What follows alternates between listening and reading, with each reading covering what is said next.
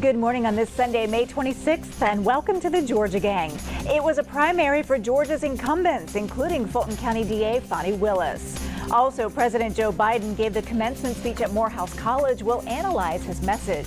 And in a bold statement, Atlanta's Inspector General says some city officials are interfering with her job to root out corruption.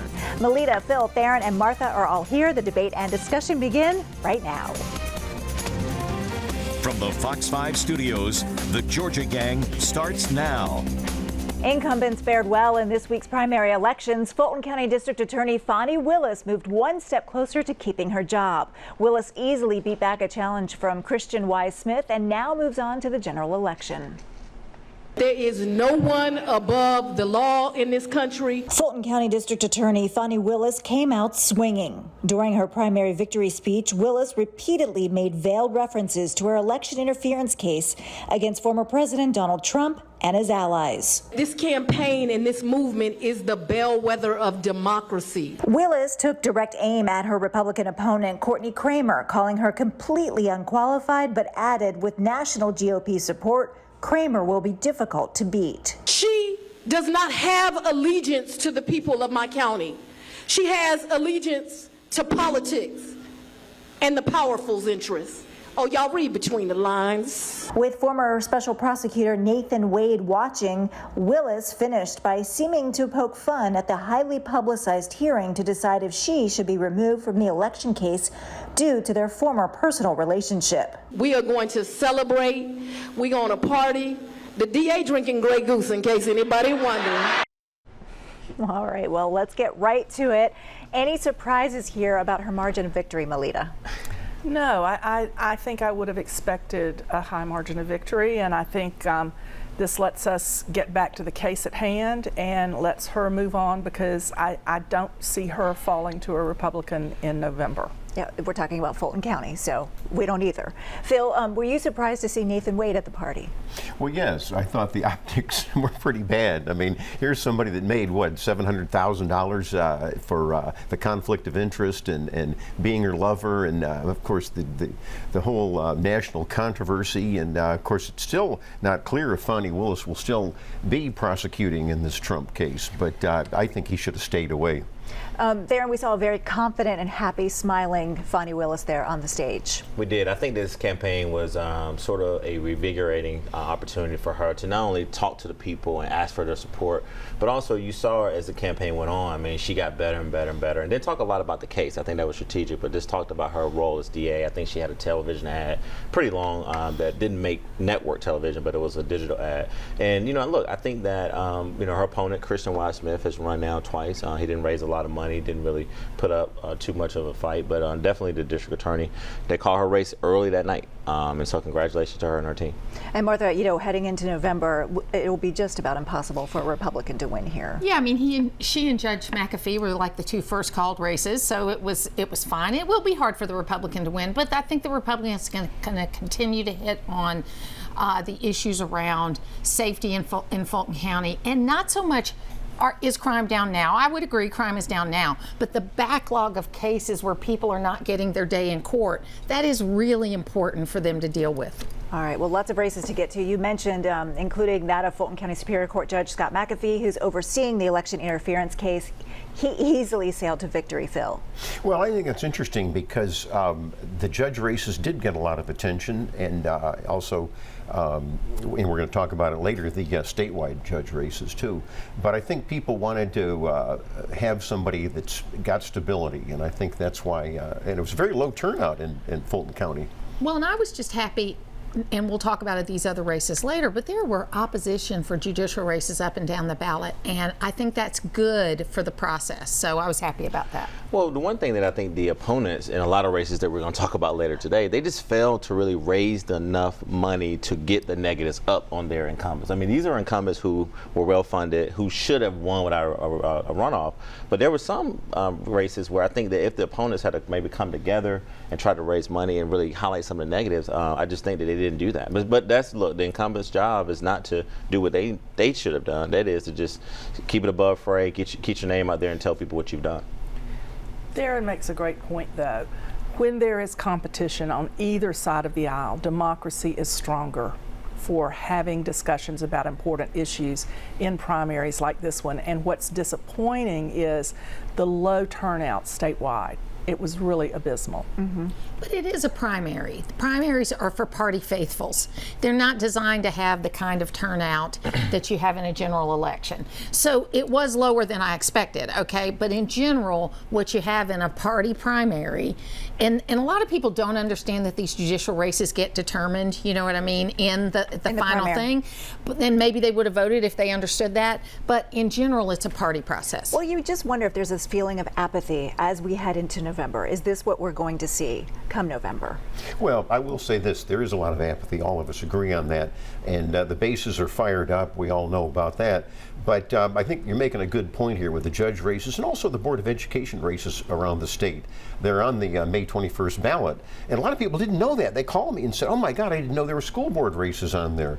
They're just, in the media, I think, focuses on, I'm going to say this, polling too much in the horse race aspect of it. They don't drill into the issues either.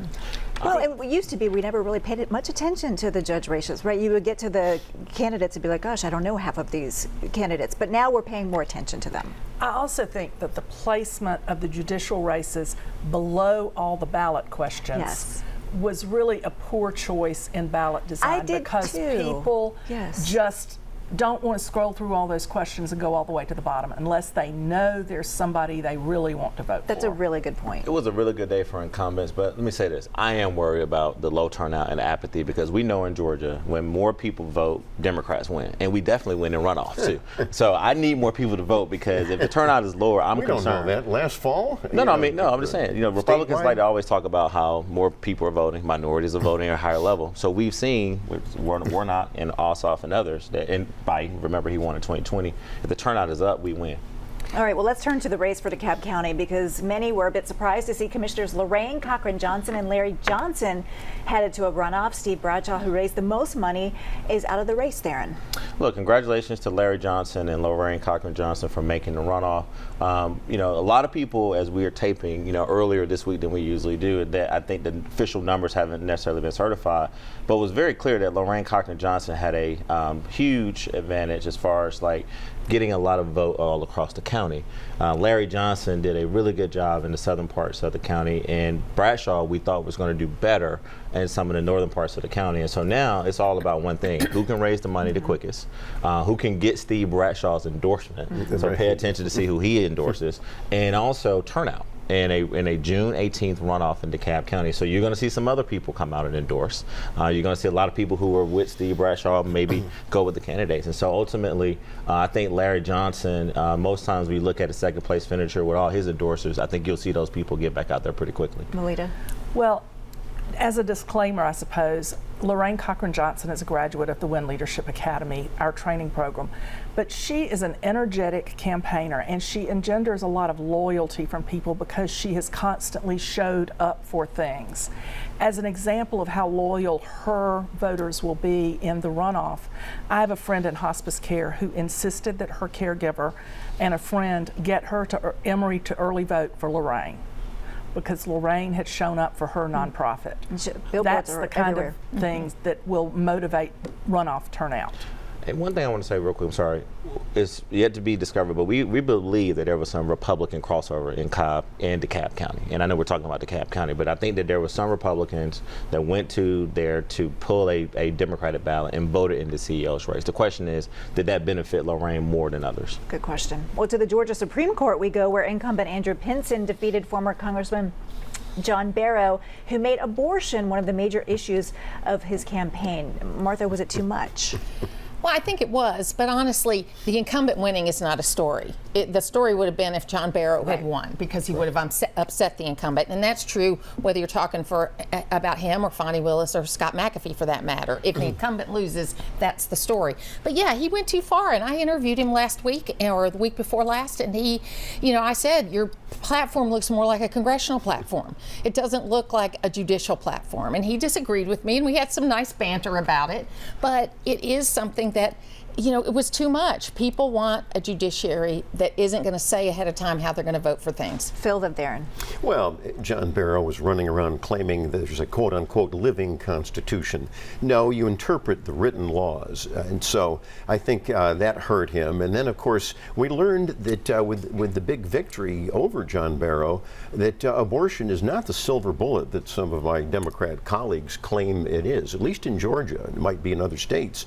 And so I think that abortion lost is an issue, and I think the fact that Pinson said, I'm not going to make the laws, I'm going to interpret the laws, that's stability, and people like that. Theron? Congratulations to Justin Pinson. Look, John Barrow had an uphill battle from the onset, right? I mean, let's just be honest. When you have the sitting governor put, roughly $500,000 into this race, and not only put it in the race, Martha and Phil, actually go on television telling people they should vote for him. And remember, for our viewers, no matter you're a Democrat or Republican, everyone was voting in this race. And so when I saw the Republican numbers basically at a very higher point than the Democrat numbers, I thought that favored well for Pinson. And so, look, John Barrow definitely will recover. I think he ran the race that he wanted to run. I think he put reproductive freedom and abortion rights on the ballot. And ultimately, it's just that it was just not enough turnout for him to win. It didn't motivate the Democratic base? Well, I don't want to say that. I'm not going to play into this narrative that abortion is not an issue. It's not the only issue that we can campaign on and be on the right side of history in the state. Melito, final But word. if you look at the Democratic question on abortion, 90% of Democrats want reproductive freedom restored. So the issue of abortion is not going away. And this Supreme Court race is not the deciding factor on how all Georgians feel about abortion. But the Supreme Court might be the deciding factor on how the decision is made. And I think that that's important to consider. And the questions, don't even get me started on that. We'll leave it there. Up next, President Biden's message to Morehouse's graduating class of 2024. Have a question or comment for the Georgia Gang? Email them at georgiagang@foxtv.com. President Joe Biden addressed the graduating class at Morehouse College as he doubled down on his commitment to serving black voters. Theron, over to you on this. The ceremony itself was relatively calm considering the protests happening at college campuses across the U.S. What did you think of the president's message? First of all, I want to thank the Morehouse men, these Morehouse graduates, for doing exactly what me and others knew they were going to do. So you got to understand, it's a culture at HBCUs where, you know, we want to be competitive, we want to be amongst our peers, but also, you know, the President Thomas, who also deserves a lot of credit, set the tone very early. Different than what we heard at Emory when the protesting was happening there, and a little bit at UGA. And so the President Thomas at Morehouse College, the Morehouse men, the graduates, and the faculty and staff, which, by the way, some of them did peacefully protest. You had some people very like one or two turn their backs. But what I was most proud of is that the president accepted the challenge. I said on this last week, this is going to be a turning point in this campaign. And there was not enough time on the show to talk about the things he talked about, but I like how he talked about how black men, you are prepared for the future. And I'm going to make sure that as president, I do my part to make sure you're equally able to compete and that we're going to create an America where you can be accepted and heard. And more importantly, when you saw the valedictorian talked about the ceasefire in Gaza, the president clapped. And he went directly into that very, very important issue about this crisis that's going on in Gaza. So, you know, congratulations to the president, but more importantly, thank you, Morehouse men, for stepping up and showing other universities and colleges how it should be done. Phil, your take. I will agree that that was good. If you don't like somebody, don't clap, don't do anything, don't cause a riot. So that was good, but I'm going to vigorously disagree with you on the whole message of Obama at Morehouse. In fact, the Wall Street Journal, excuse me again, I got to get my story straight here, but I was reading the Wall Street Journal, and it's kind of sad in a way, and it can make people angry, and that is Biden to graduates, America hates you. And yes, you took one sentence out of that, but I'm going to quote Barack Obama over a decade ago, who spoke at Morehouse. It was a very uplifting thing where you want to give students advice to go into the future, and Obama said, you know, things have changed since the 1950s and 60s, hearts and minds. I'm quoting Barack Obama. He said, there's more opportunity than ever in this country, and you need individualism. And it was a great speech. I didn't hear any of that from Joe Biden. It was white supremacy is holding people down. He said, Biden even questions democracy working. Now, yeah, it did work. We saw that in our own primary. We're seeing it around the country. Are we perfect? No. But I think Barack Obama had the right message over a decade ago, and Joe Biden did not. Well, I respectfully disagree. I think it was a thoughtful, well-crafted message, delivered well, and as Theron said, there were no major disruptions, and that was Biden's appearance at Morehouse was a sharp contrast to the former president nodding off in court and delivering long-winded, incoherent speeches that lack substance. So even the former president's dwindling crowds have trouble staying for the end of his very long speeches. I think Biden hit it out of the park. Martha? So I love Morehouse men too. I mean, I have worked with so many over the years and been invited to speak, and I love Morehouse men. I knew they were going to behave and do the right thing. But can I just say something that's going to be inappropriate? He was so white. It was like this speech that looked like it was totally disconnected from what people really, a guy that has not been out in the real world. You talk about a guy with white privilege, that's what Joe Biden was exhibiting in that speech. He was saying, I can help you, I can do better, you can't do for yourself. And I was very offended by it. Theron? So I was going to move on, but real quickly, Theron, I need you to respond. And I know you'll smile at me because you know the love I say it with. Well, this is why this show is great. That's right. Because when a white woman say it was too white, that's unbelievable to me. And you got Phil Kent quoting Barack Obama. I mean, this is a historic show. No, look. What I want to push back on is that the media, and we are a part of the media, right? And I held my tongue to after the speech. They wanted us to believe that this white president was going to walk into this black college and that these black students were just going to just be disrupted. They were just going to boo him down, and it was going to be all this chaos. And President Thomas said this, and I want to make sure I repeat this. He said, you are not going to see students, particularly black men, carry off my campus in zip ties. So, Martha, I'm not going to get into the whiteness of the speech, right? I think you have every right to feel the way you felt. The fact that he was there to have a sitting president come to Morehouse College out of all the places he should go, and what he said definitely resonated. You look at the responses from the student, they felt like the president was honest, he was open, and he didn't come there and just politically pander to them. He talked about things that he's working on and how he wants to help them. Very quickly, a footnote, Theron, you mentioned that he talked about, the graduate student talked about the permanent ceasefire in Gaza, and you could see President Biden kind of semi-clapping. No, he clapped. When he clapped, he went against his whole policy. In fact, they had to clean it up and say he's not for a permanent ceasefire in Gaza. So Biden didn't even know what he was clapping for. All right, we're going to move on because we need to get to this next topic because it's the news on one of our own panelists, Janelle King. She was appointed to the State Elections Board by Georgia House Speaker John Burns.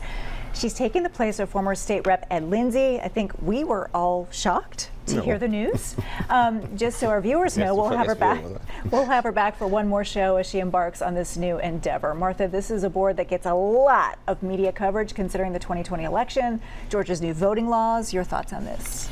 Well, I mean, congratulations. I mean, I think it's going to be a great thing for her.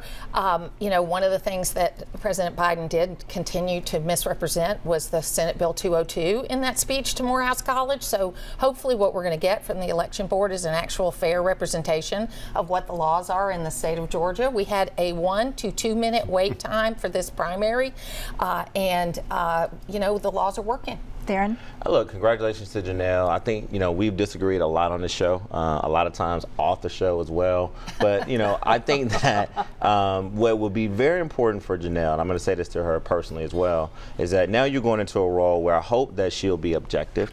I think she'll hopefully put some objective truths and really reflect the needs of Georgia voters, right, to put the partisanship aside. Phil?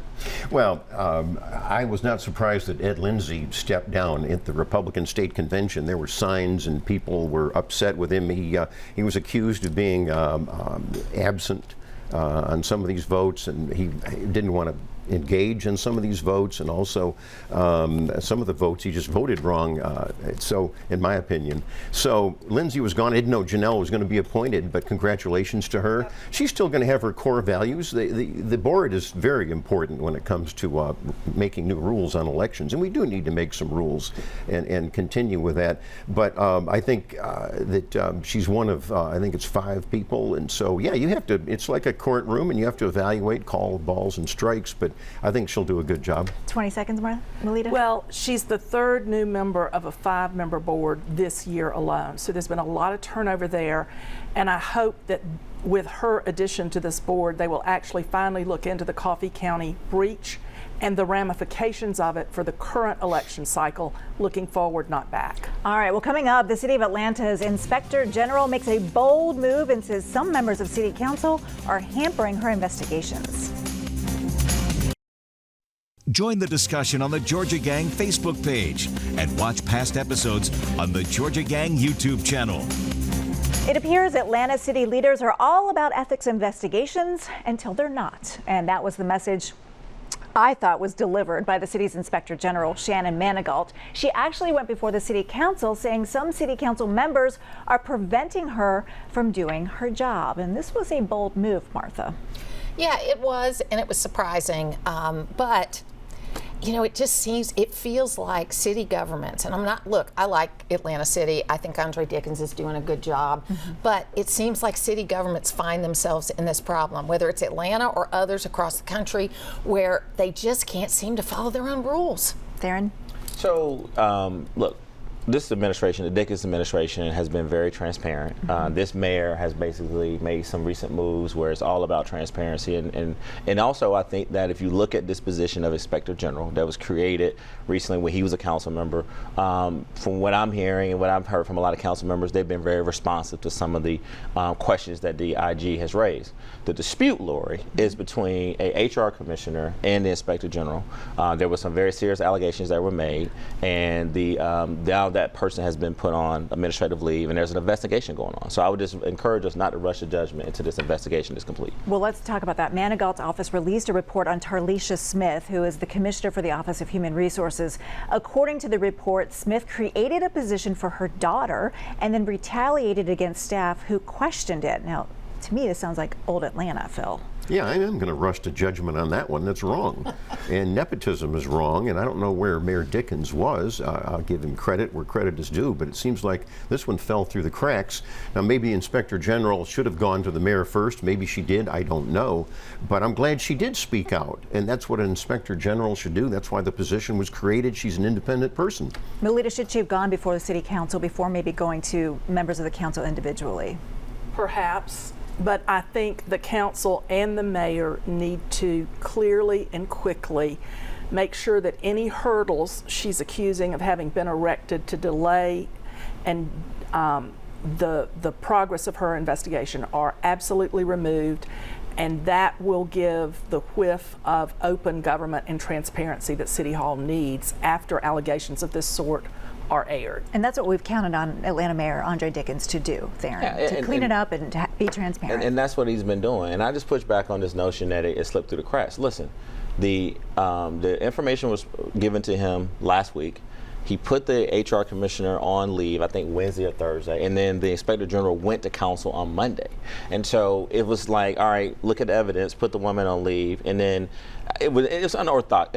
It's an unorthodox move for a IG to go and use that forum to get the message out. But I think the mission is accomplished, because guess what? We're talking about it, right? But I do think that the mayor and the city council are going to further the investigation, and if there needs to be some changes made, they'll make them. And Martha, does it send the message rather quickly that, you know, this is not the culture that we've seen recently in Atlanta about, you know, hiring family members, hiring friends, and creating positions. But does this send the message that this won't be tolerated under a Dickens administration? I think so. Yeah, I mean, it does seem like it happened pretty quickly.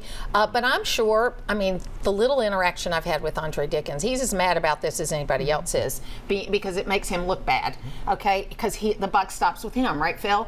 I mean, so he's ultimately going to have to answer for it. But he responded quickly. We'll see what happens. And interesting, the city council seemed more upset with the Inspector General than with the nepotism charges and all of this. Well, she called him out. Yeah. All right, we'll leave it there, folks. Coming up, winners and losers. Stay tuned.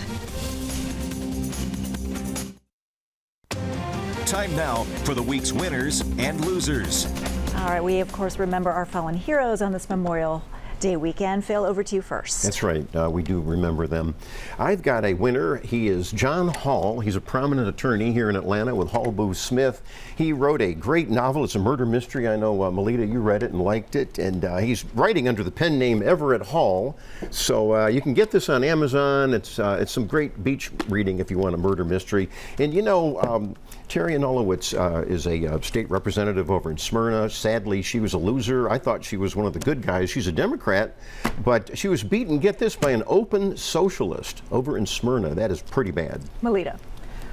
Well, Athens, Atlanta, and Savannah are among 15 cities accepted to submit proposals for hosting the prestigious Sundance Film Festival. So I want to wish them all good luck. It's an appropriate honor for the depth of the movie industry in Georgia.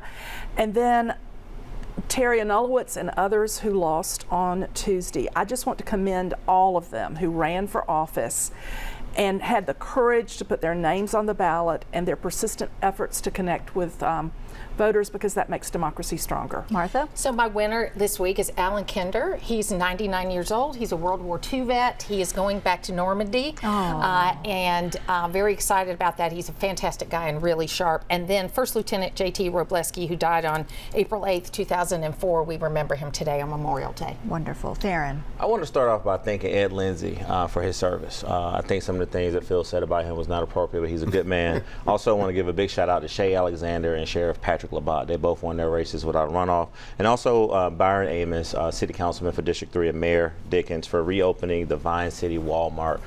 You saw the image of them in the store, fruits and fresh food, so definitely a big boost to that community. That was a crowded place to be. Yeah. Thanks, everybody. Make it a great week.